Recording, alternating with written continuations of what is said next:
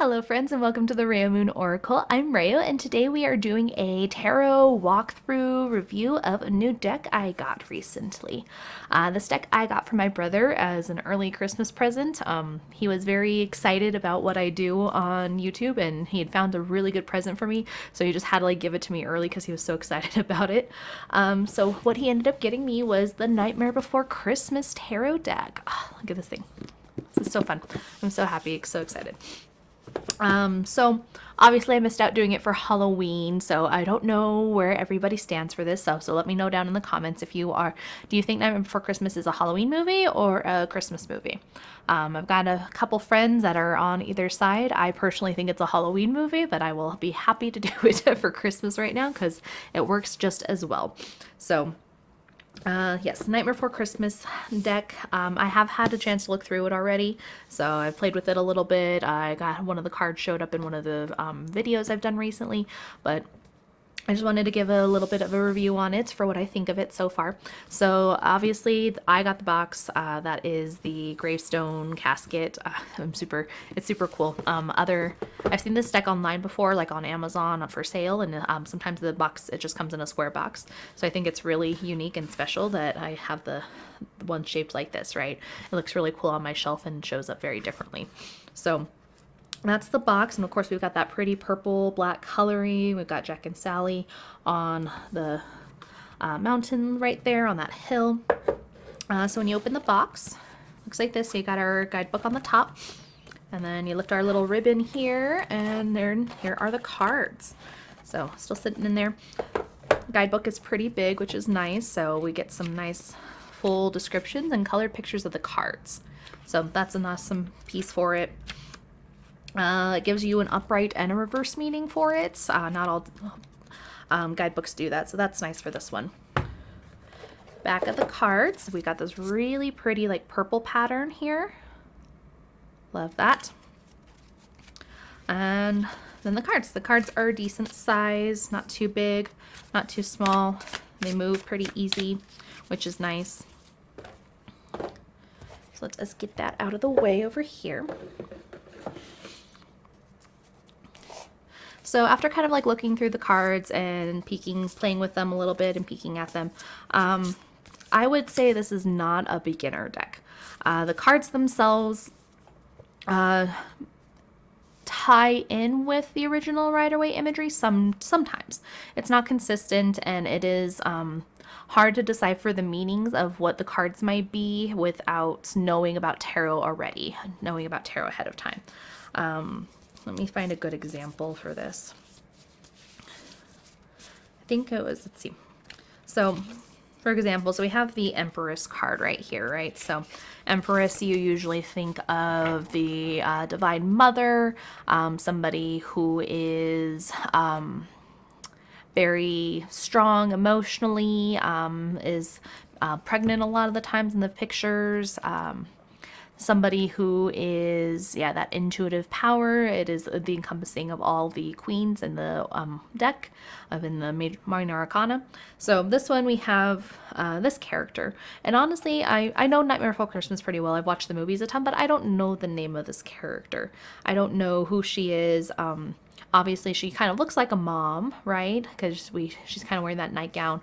But to me, this one does not add more to the imagery. It is not obvious. It's just you look at this, somebody brand new to tarot, absolutely brand new to tarot would look at this and be like, okay, cool.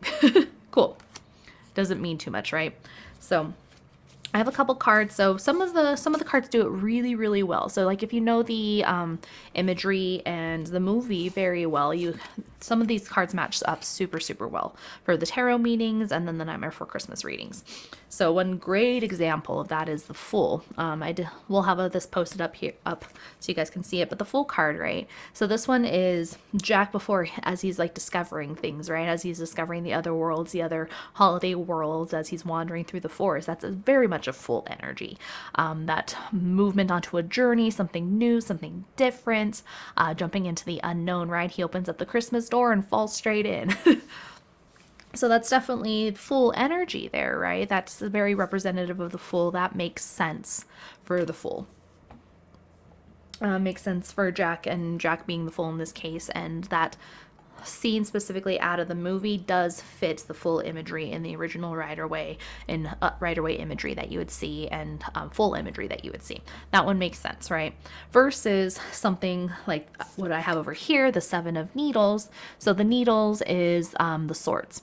So the way the Night Before Christmas breaks down the arcana, you have presents, needles, potions, and where's the last one? And candles. So candles would be our staves, or what's the word I want? Staves? Wands. Would be our wands. So our candles are our wands, that fire energy. The needles are our air energy, our swords for the suits, that energy. Potions would be cups, that water energy. And then presents would be the pentacles, that like physical presence, right? So those all make sense. Those are really great for countering energies and the symbols. So presents, very prevalent in the Night Before Christmas. Needles, you always see Sally stitching herself back up, right? Potions is a little bit more loose, but it makes sense because we have a lot of that kind of like gothic witchy energy in the Nightmare Before Christmas. And then candles, also same kind of thing, right? So it's an easy way to represent fire energy. Candles is not out of place in Halloween in that kind of witchy gothic energy. But for this one, right, the Seven of Needles, you don't know anything else going on for this card. This doesn't give you see 7 needles on a page, on a card, right? So if you don't know anything about tarot, if you don't know anything about what the 7 of Swords is, what that means, this doesn't mean anything else to you, right? So that's a little difficult and a little bit of a gripe I have with this deck. It gives great descriptions, though. It gives good descriptions for being that like sneaky behavior, when you're trying to solve a problem outside of the box, playing your cards close to the vest, right? Close to the chest. So the description's accurate. The meaning in the booklet is accurate, but the card itself does not show that meaning, right? I see 7 needles and it's hard to pick up more meaning out of what this card is showing. Versus, so like our Fool is a positive example of that, for good imagery, good examples coming out of the movie, and for being tarot as well. The 7 of Needles here, not so much. But in the reverse side, another good card that does it is the Star card, right? We see Zero here with his lit up nose. Very representative of that like glowing, wish fulfilling energy, because Zero is at the front of the sleigh, leading the way for Jack as he's trying to fulfill Christmas, right? So he's helping Jack fulfill his wish, which is what the star card is that like wish fulfillment, that idea, that dream, that goal, right? So Zero does represent that, because he fulfills that role for Jack in the movie, right? He is playing Rudolph and shining his nose so they can get through the fog, right? And then with Zero's nose actually like lighting up like a star, right? We get that combination there. So Zero moving around, and with Zero being a ghost too, right? There's that like ethereal, more spiritual energy there. So it makes sense to me seeing Zero as the star card here. But that's another good example for when this tarot does it right. A reverse one that's not as good, 7 Needles is one of them, and then we have the 8 of Potions here. So this is the 8 of Cups. So usual potion, 8 of Cups imagery, you have the some of the cups broken, somebody looking at away from the broken cups. Ones that are broken and some that are still standing upright. It's a very melancholy card. We do get some of that imagery with the graveyard, right? But let me pull up its description again.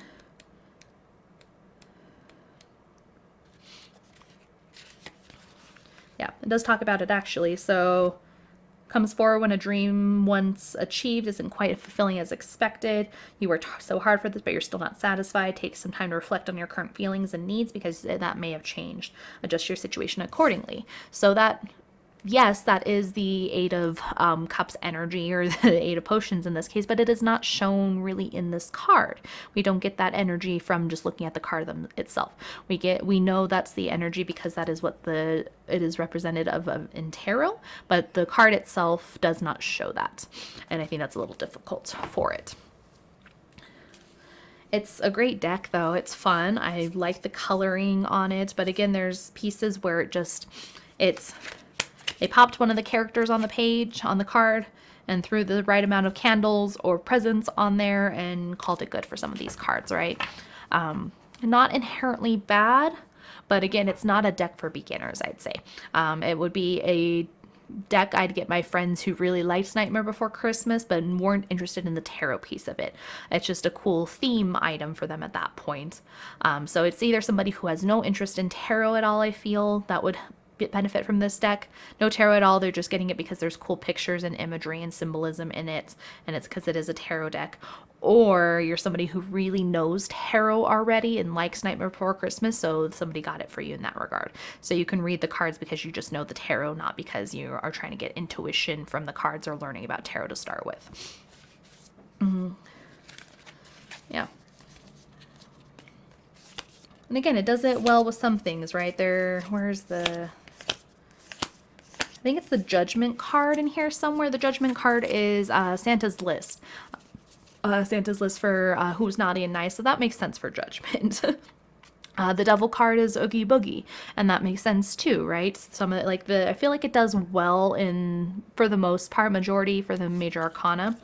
But when you get into some of the other imagery or some of the other cards, it doesn't do it as well too. Doesn't do it as much. So for example, we have like the Two of Needles here, Two of Swords, that's usually that decision, that choice, kind of keeping ourselves locked and contained, not making a choice, having those blinders on, right?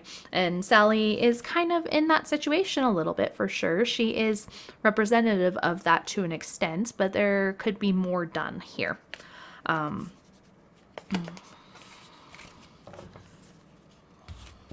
There's ones that just look really cool though too. Like this is like gorgeous picture. This is the King of Candles, the King of Wands, Jack as that. But it's not consistent either. So Jack's the King of Candles, he's the King of, I think it's Cups. Where is it at? Let me see if I can find it real quick. King of Presents. Like this makes perfect sense. Look at that. Perfect. Perfect, perfect.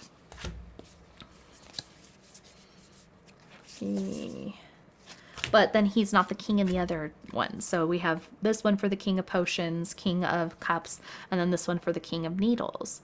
So it's like, it's not consistent where it's like, okay, if all three had been Jack, or all four had been Jack, that would have been really cool. Another way to look at it. So, Jack as the King of Cups, maybe when he was in his lab and doing the experiments with the, one of like the Christmas bauble in the potion in the beaker, right? That would have been a great like King of Cups imagery for him. What would be a good King of Needles in this case? I